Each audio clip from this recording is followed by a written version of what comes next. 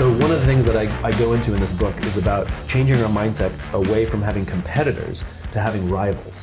So there are other players in the game, right?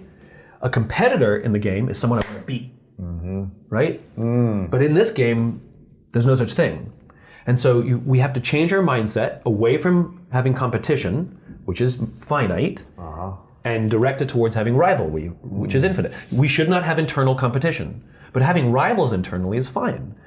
We've all had the experience where somebody in our company got promoted and we got angry. Right. Like, what's going on inside you that you got mad at someone else's success? And I generally believe that a worthy rival is someone whose strengths reveal to you your weaknesses. And we can take that energy and direct it against them in a competitive spirit, or we can take all those uncomfortable feelings and say, where can I grow? What self-work do I have to do, right? So it's the same in businesses. I'll give you a great example of worthy rivalry. So go back a bunch of years, probably 10, 15 years, when Starbucks was really becoming a thing, it was a huge backlash because they were putting mom and pops out of business. Do you remember? Yeah. Turns out, right, that when Starbucks moved into a neighborhood, mom and pops actually did better. Wow. Because a few things happened. One, there was a sort of a grassroots rumble to support the local business, and the other is it brought customers.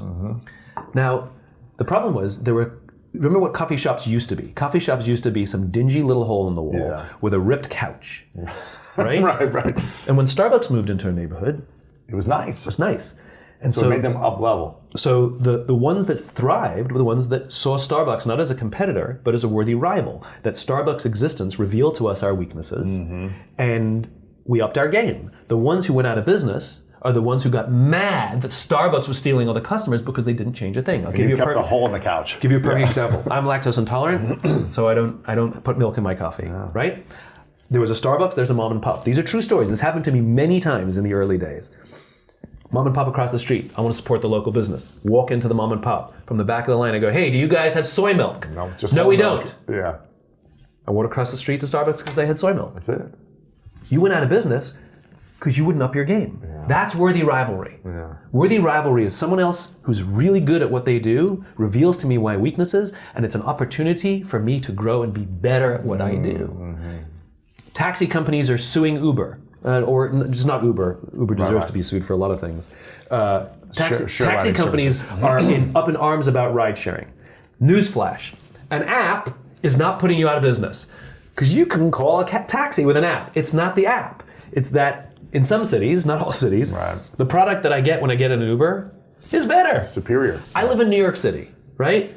In general, Uber, Lyft, Juno is a superior product. There's a nice person in a nice car versus getting in the back of a New York City cab, which quite frankly, like you're gonna die. It's just a shame. Yeah. It's a bad product. So they can complain about the app and sue the ride-sharing companies, or they can up their game, right? We see this over and over again when people complain and file lawsuits against a new competitor, but it's because that competitor is exploiting a weakness that you have an opportunity to fix. Yeah. That's the difference between rivalry and competition. Right. Competition I set out to beat, which if it means I have to bring them down, I'll bring them down. Yeah. Rivalry is about lifting me up. I don't care. This is nothing about winning or losing. This is about constant improvement. Starting tomorrow, find your worthy rivals at work and outside work. In other words, who are the people at work, our colleagues? Let's be honest.